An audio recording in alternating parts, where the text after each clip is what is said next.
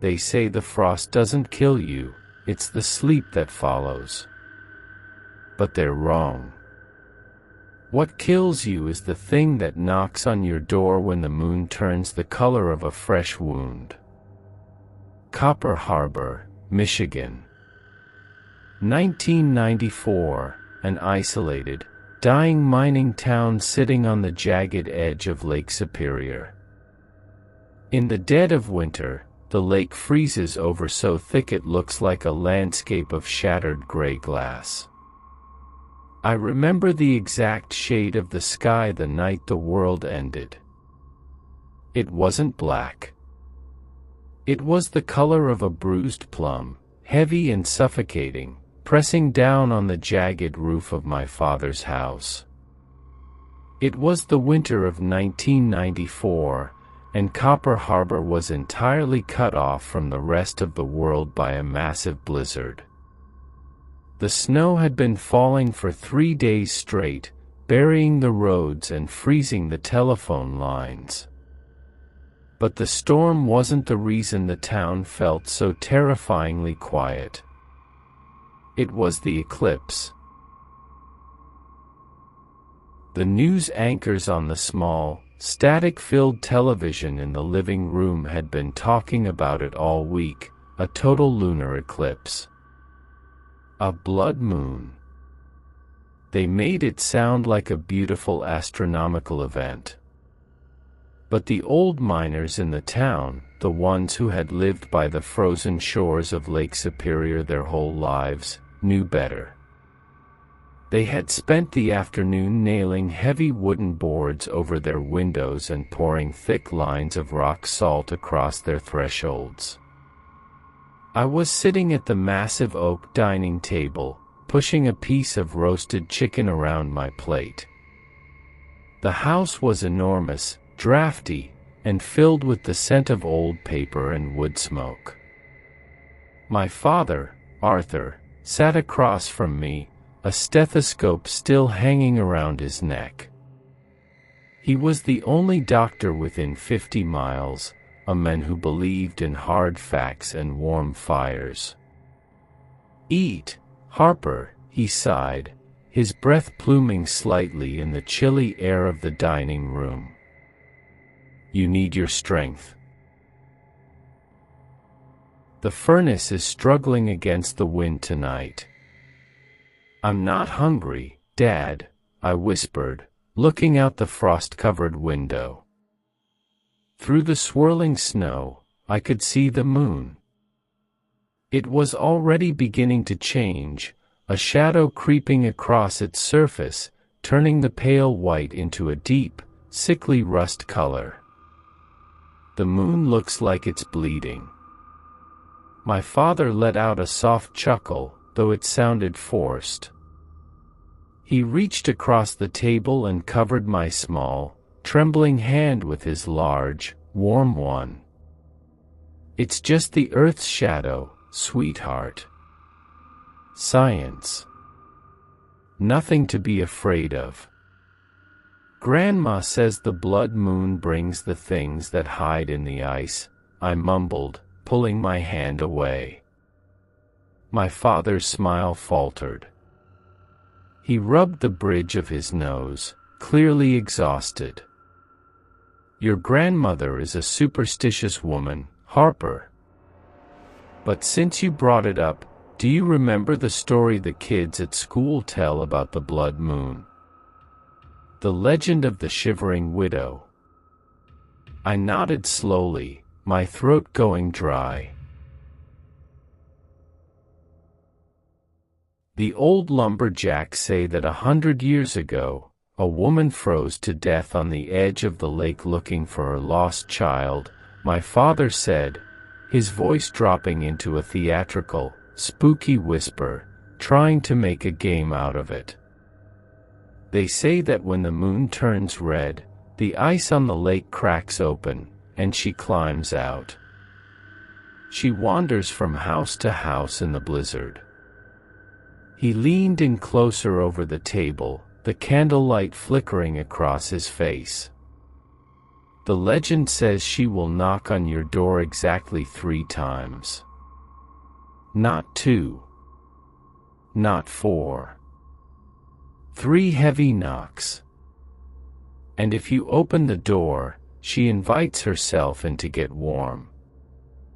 But she doesn't want the fire, Harper. She wants the children. She takes them back to the bottom of the frozen lake. I shuddered, pulling my sweater tighter around my shoulders. That's not funny, Dad. I know, he smiled gently, leaning back in his chair. But do you know the best part of the legend? The old folks say she is absolutely terrified of 2 things: pure rock salt and a straw broom. The salt burns her shadow, and the bristles of an old broom sweep away her magic. So, you see, even if she were real, we have a massive bag of driveway salt in the mudroom and a broom right by the fireplace. We are perfectly safe. Science and brooms, I said, a small smile finally breaking through my fear. Exactly, he laughed. Now, please, eat your chicken before, thud. The sound came from the heavy oak front door. It was a massive, echoing strike that rattled the picture frames on the hallway walls. My father stopped laughing.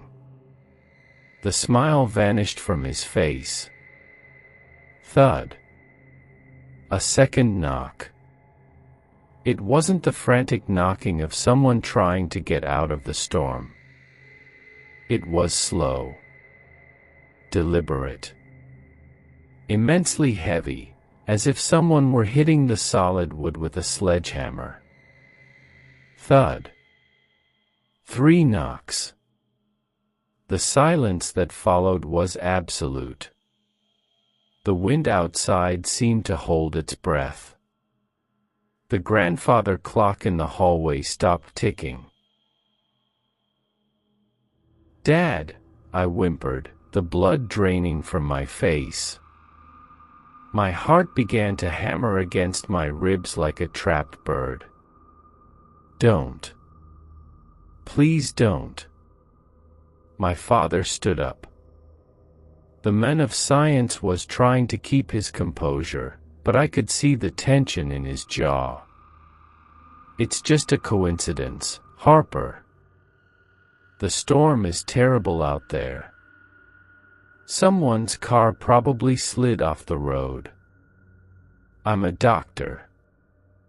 If someone is freezing out there, I can't just leave them to die. No. I screamed, grabbing his sleeve. 3 knocks. She knocked 3 times. It's the widow. Harper, stop it, he snapped, his voice sharp and authoritative. It shocked me into silence. I am not letting a human being freeze to death on my porch because of a ghost story. Stay here. Do not move from this chair. He turned and marched down the long, shadowed hallway toward the front foyer. I couldn't stay in the dining room. My terror pulled me out of my chair, and I crept to the edge of the archway, peering into the hall. My father reached the heavy wooden door. He unlatched the deadbolt and pulled it open. A blast of freezing, screaming wind tore into the house, bringing a flurry of snow with it. The candles in the wall sconces instantly blew out, plunging the hallway into deep shadows. Standing on the porch was a woman. She wasn't a monster. She didn't have horns or glowing eyes. But the sight of her made my stomach turn completely over. She was young, maybe in her 20s, wearing nothing but a thin, white cotton nightgown. Her feet were completely bare, standing in 6 inches of snow. Her skin was the color of skim milk, a horrifying, translucent pale blue, and her long, stringy black hair was plastered to her face with ice. She was shivering so violently that her teeth were chattering with a loud, rhythmic clack clack clack. "Good God," my father gasped, all logic taking over. He reached out and grabbed her by the shoulders. "You're freezing. Come inside, quickly. How long have you been out there?" He pulled her into the foyer and slammed the heavy door shut behind her, throwing the deadbolt. The moment she stepped inside, the temperature in the hallway plummeted. My breath immediately turned to a thick white mist. The smell of the house changed, too.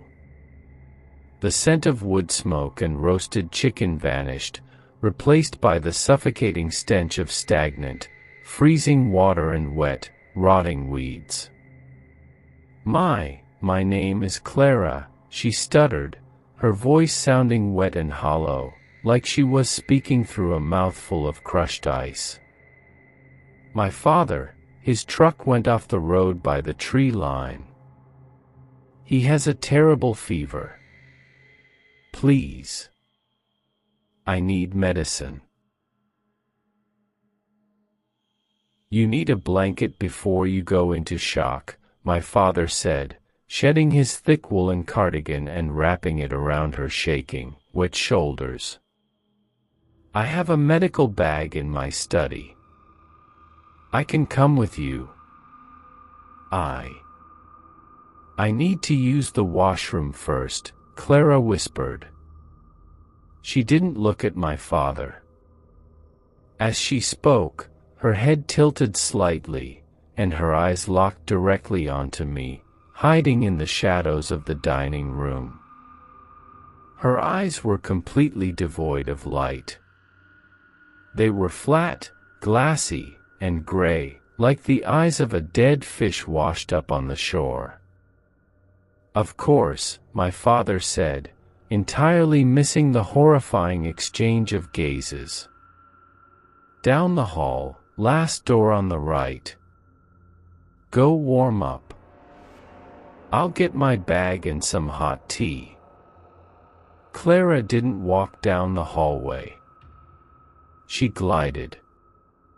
Her bare, blue-tinged feet didn't make a single sound on the hardwood floor.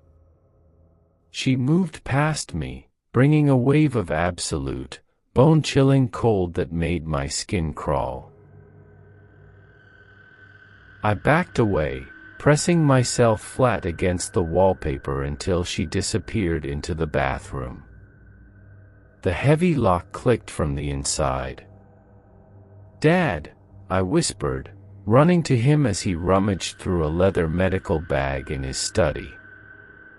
"She smells like the lake. She smells like dead water. She smells like wet snow, Harper," he corrected, not looking up, loading small glass vials into his bag. "She's hyperthermic. She's confused and freezing. Now is not the time for your grandmother's ghost stories." We waited. 5 minutes passed. Then 10. Then 20. The only sound in the house was the howling of the blizzard outside and the low, agonizing hum of the struggling furnace. The bathroom door remained shut. No sound of running water. No sound of movement. "She's been in there too long," my father muttered, checking his watch. A flicker of real concern, maybe even fear, finally crossed his face. "If she passes out in the tub, she's going to freeze to death in my house." He walked down the hallway and knocked on the heavy bathroom door. "Clara, are you all right in there? I have some hot tea for you." Nothing. Absolute silence. "Clara, I'm a doctor. If you don't answer me, I have to open the door." Still nothing. My father grabbed the brass doorknob and twisted. It was locked tight. He took a step back and threw his heavy shoulder against the wood. Once. Twice. The old lock gave way with a sharp crack, and the door swung open, banging against the tiled wall. My father stepped inside. I peeked around his waist. The bathroom was completely empty. The clawfoot tub was dry. The window, a small, frosted pane of glass high on the wall, was shut tight and locked from the inside. There was nowhere to hide. There was no other exit. But there was a puddle of muddy, freezing water on the white tiles, right where she had been standing. And in the center of the puddle was a single, long strand of rotting green lake weed. My father stared at the empty room, his medical bag dropping from his hand and hitting the floor with a heavy thud. For the first time in my life, I saw the man of science completely break.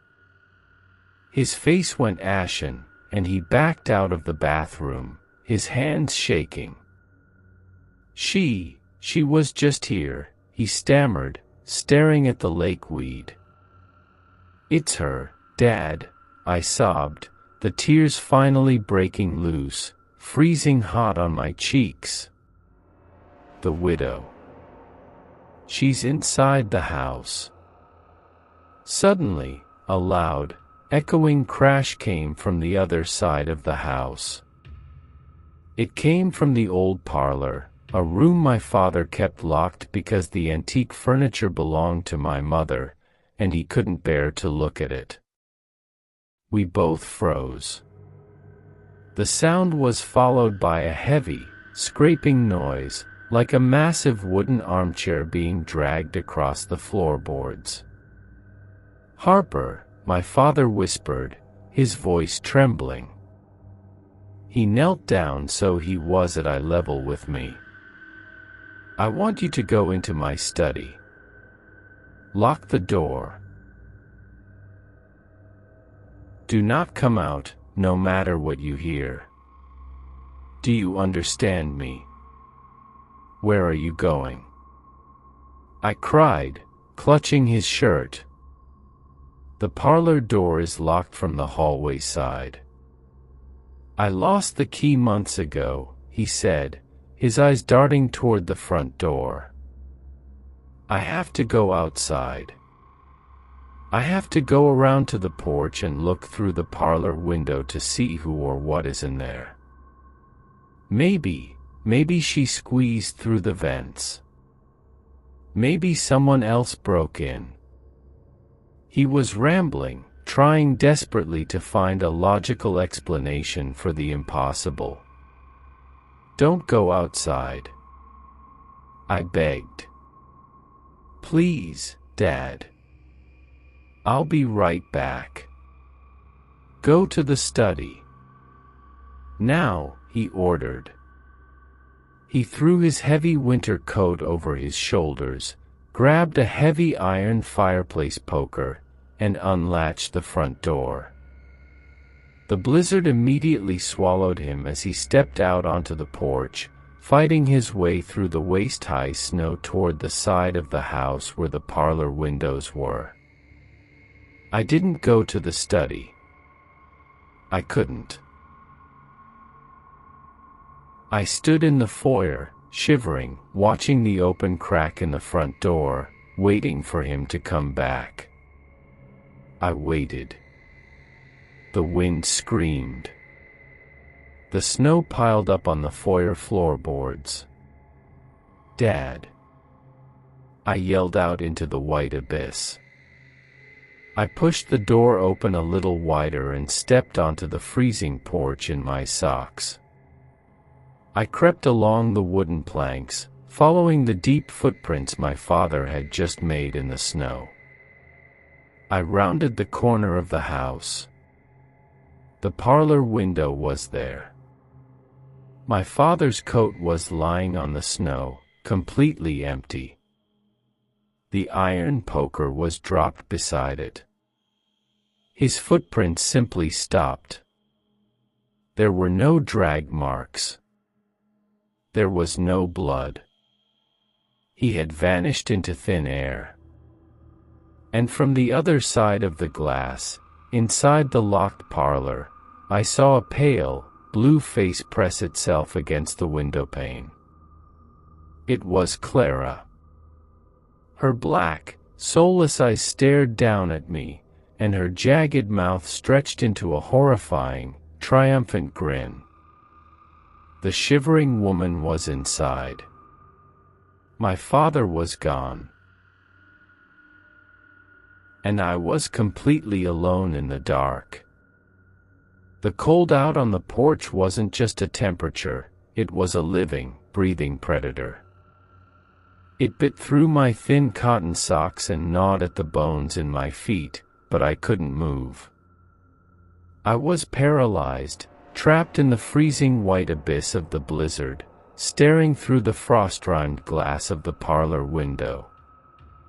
Clara, the shivering widow, was inside my house. She was standing among my dead mother's antique furniture, her wet, stringy black hair clinging to her sunken cheeks. The pale, milky blue of her skin glowed faintly in the shadows. But it was her smile that broke my mind. It was a wide, jagged, impossible grin that stretched far past the limits of human anatomy, revealing rows of teeth that looked like shattered river stones. And my father's empty coat lay half buried in the snow at my feet. "Dad!" I screamed, the wind snatching the word from my lips and tearing it into the night. Clara raised one pale, frostbitten finger and tapped it against the inside of the glass. Tap. Tap. Tap. 3 times. Just like the knocks on the front door. Her smile widened, and then she slowly faded backward into the pitch-black shadows of the parlor, swallowed entirely by the dark. I was alone outside. If I stayed on the porch, I would freeze to death in a matter of minutes. The temperature was dropping well below zero, and the blizzard was only getting worse. I had to go back inside. I had to go back into the cage with the monster.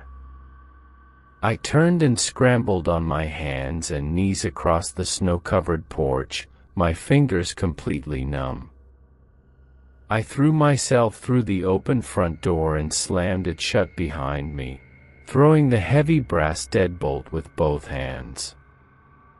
The foyer was completely pitch black. The candles had all blown out. The only light came from the small, frosted windows above the door, casting a sickly, rust-red glow across the floorboards. The blood moon was at its peak, bleeding its terrible light through the storm. I didn't call out for my father again. I knew better. I knew that if I made a sound, the thing wandering the halls of my house would find me. I crept down the hallway, pressing my back against the chilling wallpaper. Every creak of the floorboards sounded like a gunshot in the deafening silence. The smell of dead lake water and rotting weeds was overpowering now, clinging to the walls like a heavy perfume. I reached my father's study. I slipped inside, gently pulling the heavy oak door shut until the latch clicked silently into place. I crawled under his massive mahogany desk, curling my knees into my chest. On the desk above me sat a heavy, black rotary phone. My hands were shaking so violently I could barely lift my arms. I reached up, pulling the heavy receiver down to my ear. I expected the line to be dead, frozen by the storm, but a faint, static-laced dial tone buzzed against my ear. It sounded like a miracle. I stuck my numb finger into the rotary dial. 911. The sound of the dial spinning back into place felt agonizingly slow, a loud clicking that I was terrified Clara would hear through the walls. The line rang. Once. Twice. Copper Harbor Dispatch, Deputy Brody speaking, a gruff, exhausted voice crackled through the receiver. "Help," I sobbed, keeping my voice to a frantic whisper. "Please, help me. It's Harper. Dr. Arthur's daughter." "Harper? Kid, what's wrong? Why are you whispering? Did the furnace go out?" Brody asked, the sound of a chair squeaking over the line. "My dad is gone," I cried, the tears freezing on my cheeks. "He went outside and he disappeared. And she's inside. The shivering widow is inside the house. She took him. She wants to take me to the water." There was a long pause on the other end of the line. Brody was a pragmatic man. He was the kind of cop who dealt with drunk loggers and snowblind tourists. He didn't deal with the supernatural. "Harper, listen to me. Your dad went out into the storm. Did someone break in?" She knocked 3 times, I babbled, unable to stop the terror from spilling out. "She didn't have shoes. Her skin is blue. Please, Deputy Brody, please come get me. She's in the parlor." "I'm on my way, Harper," Brody said, his voice suddenly hard and serious. Whatever he thought of the ghost story, he knew a terrified 9-year-old alone in a blizzard meant something was terribly wrong. "Lock the door. Hide. Do not open the door for anyone but me. I'm 5 minutes away." The line clicked dead. I sat under the desk, clutching the receiver to my chest. Those 5 minutes stretched into an eternity. I listened to the sounds of my house. The old Victorian structure was groaning under the weight of the snow, but beneath the howling wind, I heard other sounds. Slap, drag, slap, drag. It was the sound of wet, bare feet pacing the hardwood floors in the hallway right outside the study door. The entity was hunting. It was walking slowly, dragging something heavy behind it. The temperature in the study plummeted so rapidly that a thick layer of ice crystals formed instantly across the inside of the windows, obscuring the red light of the eclipse. Slap, drag. The footsteps stopped right outside the study door. I held my breath until my lungs burned. I squeezed my eyes shut. I prayed to God, to my dead mother, to anyone who would listen. The brass doorknob slowly began to turn. Click, clack. The lock held. My father always kept the study locked from the inside when he worked, and the heavy bolt refused to give way. The doorknob rattled, violently this time, shaking the entire doorframe. A low, wet hiss seeped through the crack under the door, a sound of pure, ancient frustration. And then, a savior arrived in the form of flashing red and blue lights cutting through the blizzard. The heavy, booming sound of a police cruiser siren chirped once in the driveway. The doorknob stopped rattling. The footsteps outside the study rapidly retreated, fading away toward the back of the house. Arthur. Harper. It's the county sheriff. Brody's voice boomed from the front porch, accompanied by the heavy, authoritative pounding of his fist against the front door. I scrambled out from under the desk, unlocked the study, and ran down the hallway as fast as my frozen legs could carry me. I threw open the deadbolt and ripped the front door open. Deputy Brody stood there, a massive, imposing figure covered in snow. He had his heavy winter parka on, his hand resting instinctively on the leather holster of his service weapon.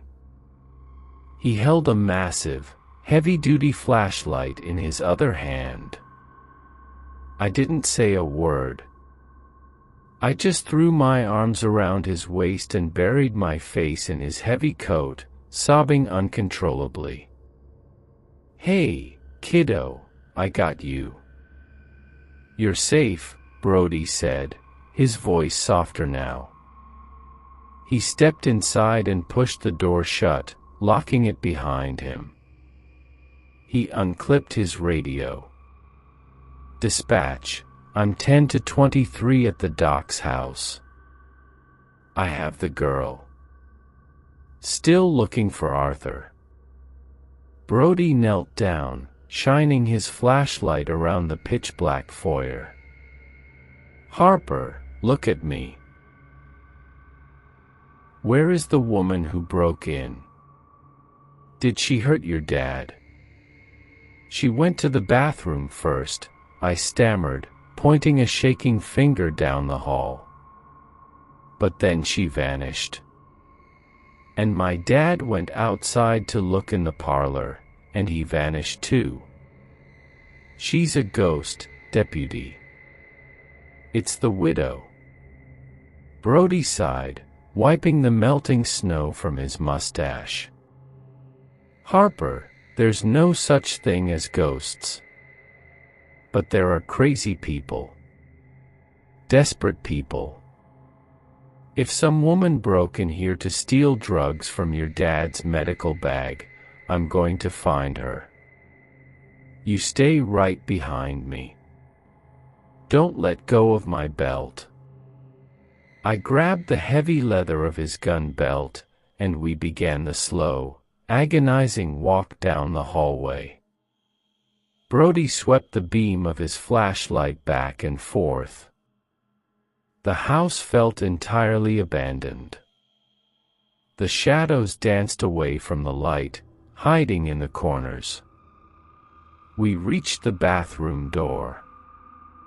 It was still hanging wide open, exactly how my father had left it. Brody stepped inside, sweeping the light over the white tiles, the sink, the mirror. "Empty," Brody muttered. But as the beam of light hit the large, clawfoot bathtub in the corner, Brody froze. His entire body tensed, and he let out a sharp gasp. "Don't look, Harper," he ordered, his voice suddenly trembling. He tried to push me back into the hallway, but I had already seen it. Lying in the bottom of the dry bathtub was a body. It was Clara, the young woman in the white nightgown. But she wasn't a ghost anymore. She looked terrifyingly, horrifyingly human. Her skin wasn't glowing blue, it was a sickly, bruised purple. Her eyes were wide open, staring blankly at the ceiling, and a massive, jagged gash was cut across her throat. Thick, dark blood had pooled in the bottom of the porcelain tub, staining her white nightgown a deep, horrifying crimson. "Good God," Brody whispered, drawing his service weapon, his hands shaking. He keyed his radio. "Dispatch, I need backup. I have a 187. I have a homicide at the Doc's house. Get an ambulance up here, tell the plows to clear the road." "Copy that, Brody," the radio crackled. "Plows are miles away. You're on your own for at least an hour." Brody backed out of the bathroom, pulling me with him. His face was pale, his eyes wide with a horrific realization. He looked down at me, and I could see the suspicion, the terrible, logical conclusion, forming in his mind. "Harper," Brody whispered, his voice dangerously low. "When this woman came to the door, who let her in?" "My dad," I cried, not understanding what he was implying. "He wanted to help her. He brought her in to get warm. And then they were alone in the bathroom." Brody asked, pointing his gun down the hallway. "And your dad just vanished. He didn't hurt her." I screamed, realizing what he was thinking. The man of logic was trying to make sense of the madness. "She vanished. My dad went outside." "Kids don't lie, Harper, but they don't always understand what they see," Brody muttered, his police training overriding his friendship with my father. "A woman comes to the door. Your dad brings her in. She ends up dead in the tub with her throat cut. And the doc just happens to disappear into the blizzard." "No. You don't understand." I sobbed. "She's an illusion. It's the blood moon." Crash. The sound of shattering glass echoed from the front of the house. It came from the locked parlor. Brody spun around, leveling his gun down the dark hallway. "Police. Come out with your hands up." Heavy, agonizing footsteps sounded from the foyer.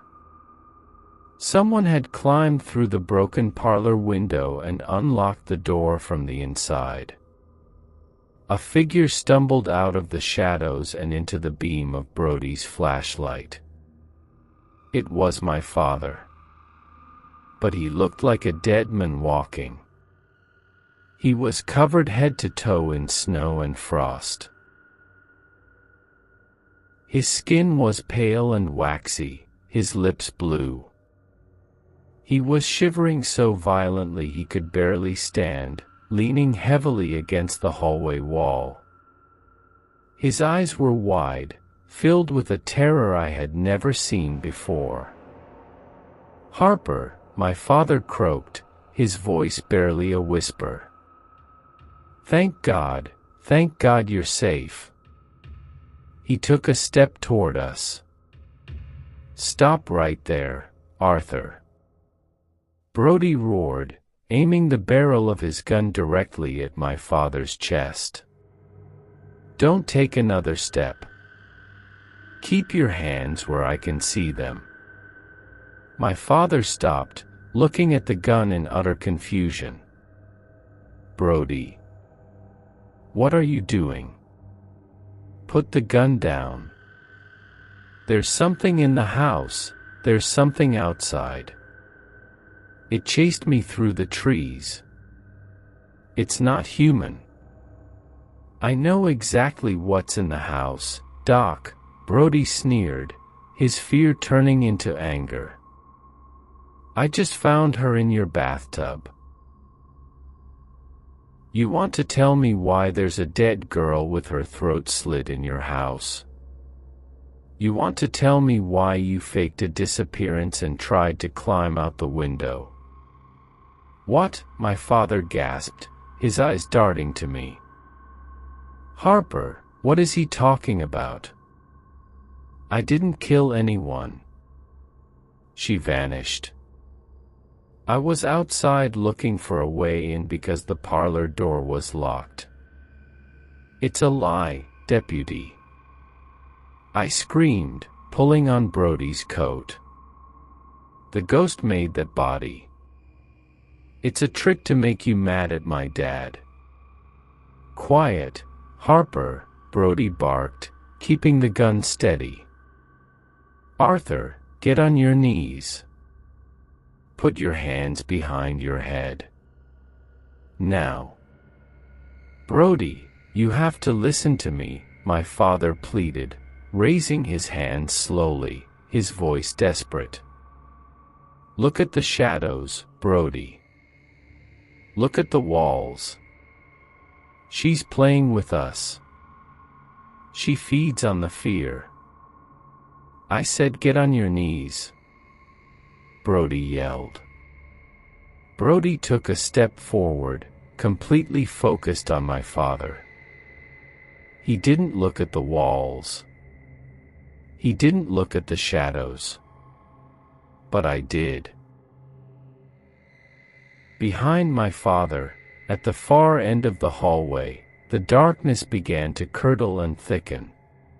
The air temperature dropped so fast that the beam of Brody's flashlight caught the sudden explosion of ice crystals forming in the air. From the shadows behind my father emerged Clara. She wasn't the dead woman in the bathtub. She was the monster of the lake.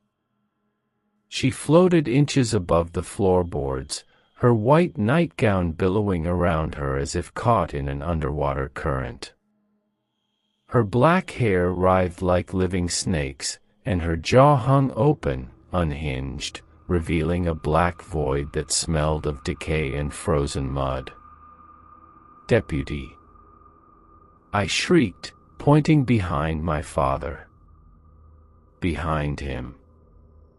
Brody didn't look. He thought it was a trick. "I'm warning you, Arthur," the shivering widow struck. She moved faster than the human I could track. She lunged over my father's shoulder, reaching out with hands that ended in jagged, frostbitten claws. She grabbed Deputy Brody by the throat. Brody didn't even have time to fire his weapon. The ghost's freezing touch hit his flesh, and a horrible, crackling sound filled the hallway, the sound of the blood in Brody's neck instantly freezing solid. His eyes went wide with pure, absolute terror. His gun fell from his numb fingers, clattering onto the hardwood floor. The widow lifted the massive police officer effortlessly into the air, her black eyes locking onto mine, smiling that terrible, shattered stone grin. With a casual flick of her wrist, she hurled Brody backward. He slammed into the heavy oak front door with bone-crushing force and slumped to the floor, completely unconscious, his skin already turning a pale, deadly blue. My father stood frozen in shock. The man of science was finally face to face with the impossible. He turned around, looking up at the towering, floating entity of the shivering widow. The ghost didn't attack my father. She just looked at him, her head tilting to the side. She raised one hand and placed her freezing palm flat against his chest. My father gasped, his eyes going wide. He staggered backward, clutching his heart. The freezing cold was penetrating his ribs, stopping the blood in his veins. He looked back at me. He didn't look scared anymore. He looked like a man who knew exactly what was happening, and exactly what he had to do. "Harper," my father wheezed, falling to his knees as the frost spread across his face. He reached out his hand toward me, not to ask for help, but to point toward the living room. "Run, Harper," he whispered, his voice echoing with a strange, hollow finality. "Get the broom. Get the salt. Run." The widow lunged for him, her black smoke swallowing him entirely. I didn't scream. The terror had pushed me past the point of screaming. I turned and ran into the pitch-black house, leaving the men behind, knowing that my father was already gone, and that the thing in the dark was coming for me next. The house was no longer a home, it was a tomb of shattering ice. I ran. I ran so hard my lungs felt like they were filling with shattered glass. Behind me, in the foyer, there were no footsteps. The shivering widow didn't walk. She moved like a terrible, freezing draft, a silent wave of absolute winter that chased me through the pitch-black hallway. As I sprinted toward the back of the house, I could hear the wallpaper cracking and peeling as a thick sheet of frost violently crystallized across the walls in her wake. "Harper," the voice echoed through the dark. It wasn't the wet, hollow hiss of the ghost. It was my father's voice. It was perfect. The exact timbre, the exact desperate cadence he used when he was worried about me. "Harper, please, wait." She let me go. "It's okay now. Come back to the light, sweetheart. I'm so cold." I clapped my hands over my ears, tears streaming down my face, freezing instantly against my jawline. I knew it was a lie. The old legends Grandma told me were specific about the cruelty of the things that live in the deep dark. They were the voices of the people you love to draw you out of the light. They feed on your hope before they drag you under the ice. I burst into the kitchen, my socks sliding frantically on the linoleum floor. I threw myself around the center island and crashed into the heavy wooden door of the mudroom. I grabbed the brass handle, twisting it violently, throwing myself into the small, freezing space at the back of the house where we kept our heavy winter coats and snow boots.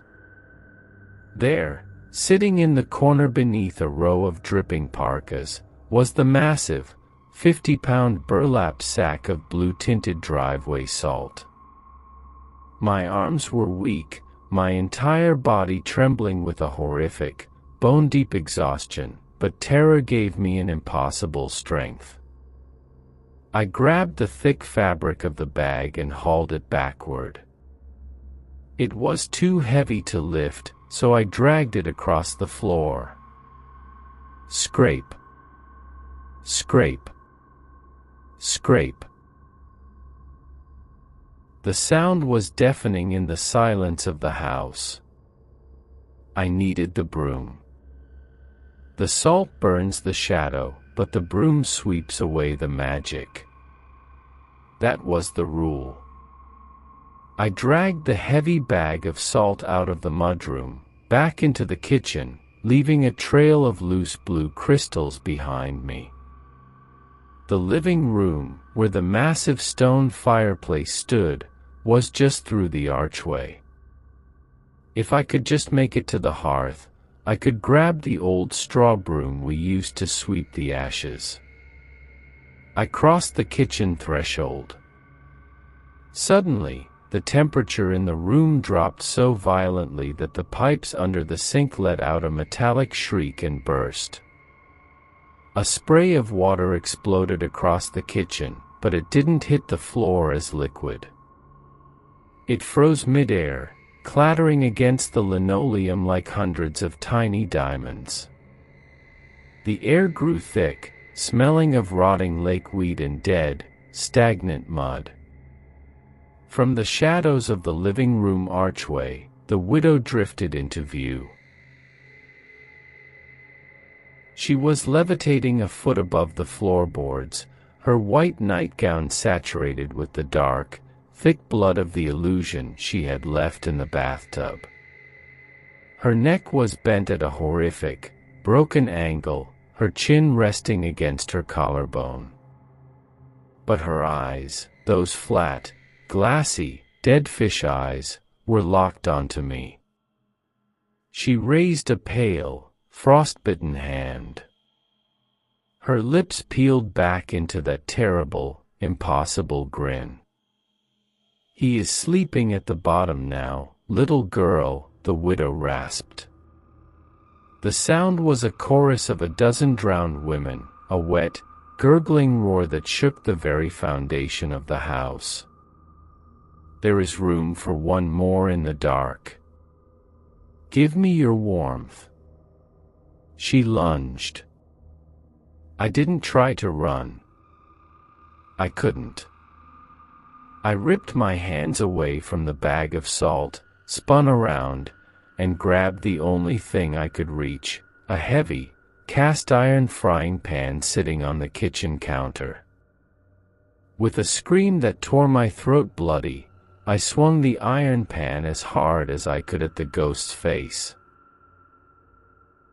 The heavy iron didn't pass through her like smoke. It connected with a sickening, solid crunch. The widow shrieked, a sound of pure, ancient agony that shattered every remaining window in the kitchen. She was thrown backward, crashing into the dining room table, her physical form solidifying in her moment of pain. I didn't wait. I dropped the pan, grabbed the top of the burlap salt sack, and ripped the seam open with my bare hands, tearing my fingernails down to the quick. I plunged my hands into the jagged, freezing blue rock salt. The widow was already rising, her broken jaw hanging slack, her eyes burning with an unholy, absolute hatred. She drifted toward me, her arms outstretched, a cloud of black, freezing mist pouring from her open mouth. I grabbed massive handfuls of the salt and threw it directly into the black mist. The reaction was instantaneous and violently catastrophic. The moment the pure rock salt struck the entity's freezing aura, it ignited in a flash of blinding, pale blue fire. The widow screamed again, clawing at her own face as the salt burned into her pale skin like battery acid, leaving deep, sizzling, charred craters in her flesh. "The broom," my father's voice echoed in my memory. The widow was thrashing, momentarily blinded by the burning salt. I scrambled past her, diving through the archway and into the living room. I hit the floor, sliding across the rug until my hands crashed into the brick hearth of the fireplace. There it was. The old, handmade straw broom. I grabbed the wooden handle, my knuckles turning white, and spun around just as the widow burst through the archway. She was a nightmare of charred, smoking flesh and freezing lake water, her hands reaching for my throat to freeze the blood in my veins. "Go back to the water," I screamed at the top of my lungs.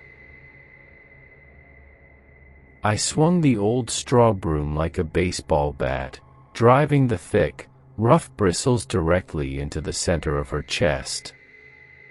The old legends were right.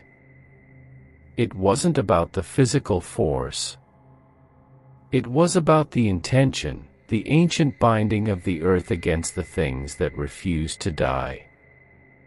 The straw bristles hit the center of her chest, and the magic holding her to our world simply shattered. It sounded like a massive glacier breaking apart. The widow's form froze solid for a fraction of a second, her face locked in an expression of absolute, horrified defeat. And then, she exploded. She didn't burst into blood or bone. She exploded into a million shards of black, freezing ice. The concussive force of the blast threw me backward into the fireplace grate, knocking the breath completely out of my lungs. The black ice hit the walls, the ceiling, the floor, melting instantly into foul-smelling puddles of muddy lake water. The crushing, suffocating pressure in the house vanished. The oppressive silence broke, replaced only by the natural, earthly howling of the Michigan blizzard outside.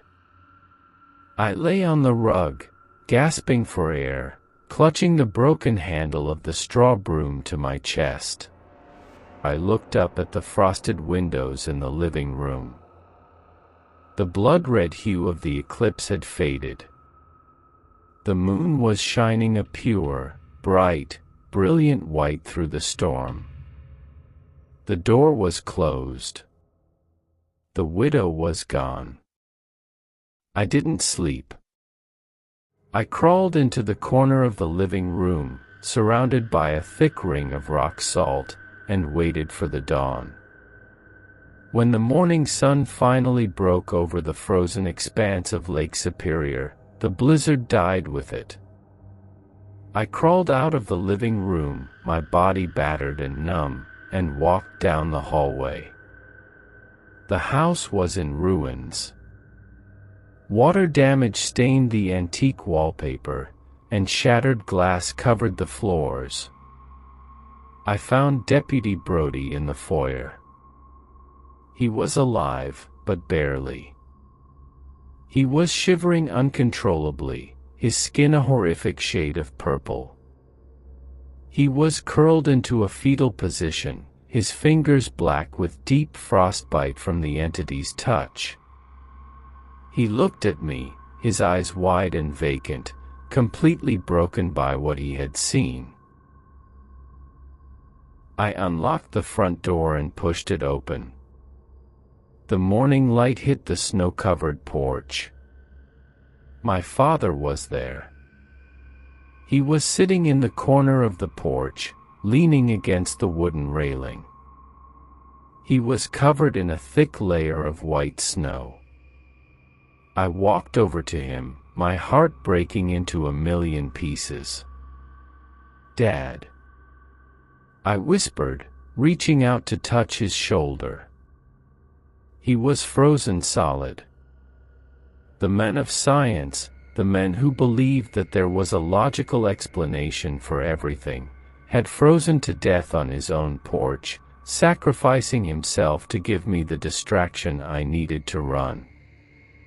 His face was peaceful, entirely devoid of the terror he had felt in his final moments. I sat down in the snow next to him, wrapped my arms around his frozen knees, and finally let myself cry until there were no tears left. Brody survived, but he lost 3 fingers on his right hand to the frostbite. He resigned from the police force a week later and moved to Arizona. He never spoke about what happened that night. He told the state investigators that Arthur had locked him out during a fugue state, and the dead woman in the tub was just a hallucination brought on by hypothermia. The authorities bought it. They found the puddle of muddy lake water in the bathtub and assumed a vagrant had broken in, taken a bath, and fled back into the woods. They never found Clara. They never found the shivering widow. I went back to Chicago to live with my grandmother. I never set foot in the state of Michigan again. I am 38 years old now. I live in a modern apartment in the city. I have central heating, triple-paned windows, and a heavy deadbolt on my door. But I still keep a 50-pound bag of blue rock salt in my coat closet. And I still keep a handmade straw broom leaning against the wall next to my bed. Because I know the truth about the winter. I know that the cold isn't just an absence of heat. It is an ancient, living thing that hides at the bottom of frozen lakes, waiting for the moon to turn the color of blood. And sometimes, in the dead of winter, when the wind howls through the city streets and the temperature drops below 0, I lie awake in bed, staring at my front door, waiting to see if something knocks 3 times.